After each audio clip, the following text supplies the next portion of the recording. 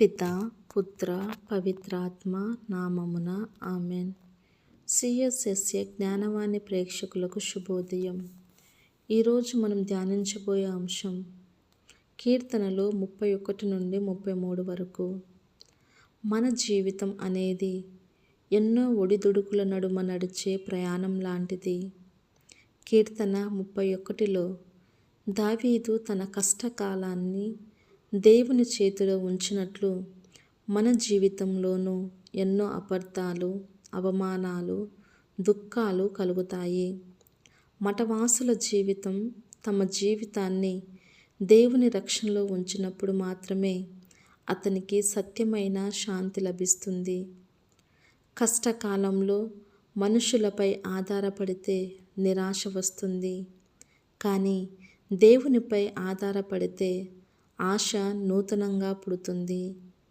ఈ కీర్తన మఠవాసుల జీవితానికి ఒక దిశానిర్దేశం, ప్రతిజ్ఞలు, ప్రార్థనలు, విధేయతలో నిలబడమనే పిలుపునిస్తుంది. జీవితం కష్టభరితమైనప్పటికీ దేవుని చేతుల్లో మన ప్రాణాన్ని అప్పగిస్తే ఆయనే మనకు ఆశ్రయం, గోపురం, శరణాలయం అవుతారు. ఇక కీర్తన 32లో పాపమునకు క్షమాపణ పొందినవాడు ధన్యుడని చెప్పబడుతుంది.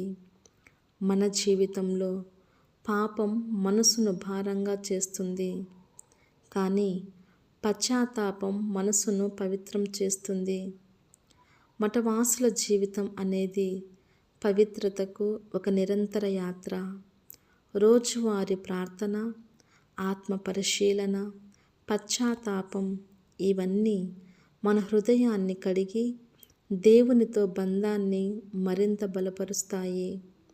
దైనందిక జీవితం తమ అంతరంగ స్వచ్ఛతతోనే నిజమైన సాక్షి అవుతారు.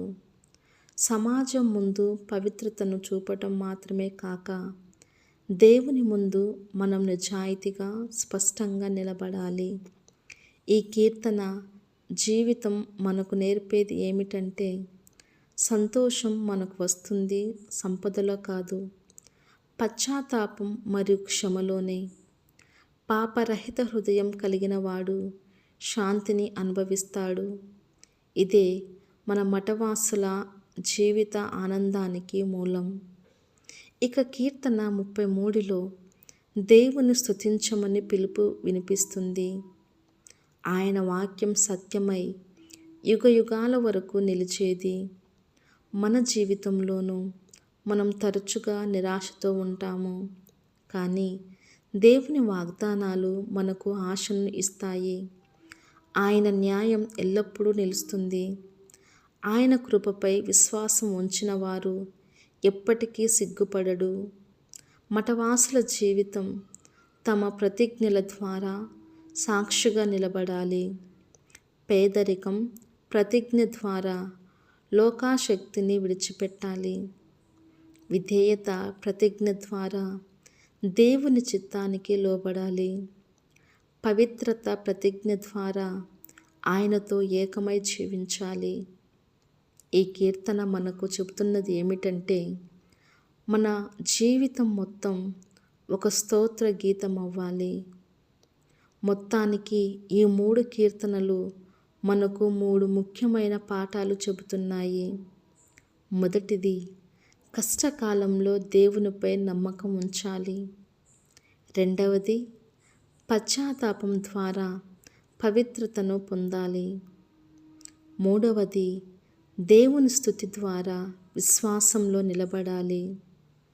మఠవాసుల జీవితం అనేది ఈ 3 పాఠాలను తమ దైనందిన జీవితంలో అనుభవిస్తూ ఇతరులకు సాక్ష్యమిస్తూ జీవించేవారు.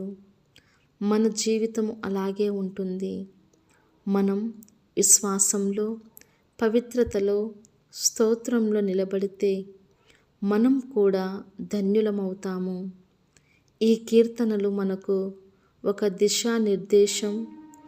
జీవితం తాత్కాలికమైన దేవునిపై ఆధారపడి జీవిస్తే మన జీవితం ఒక పవిత్ర గీతం అవుతుంది. పితా పుత్ర పవిత్ర ఆత్మ నామమున ఆమెన్.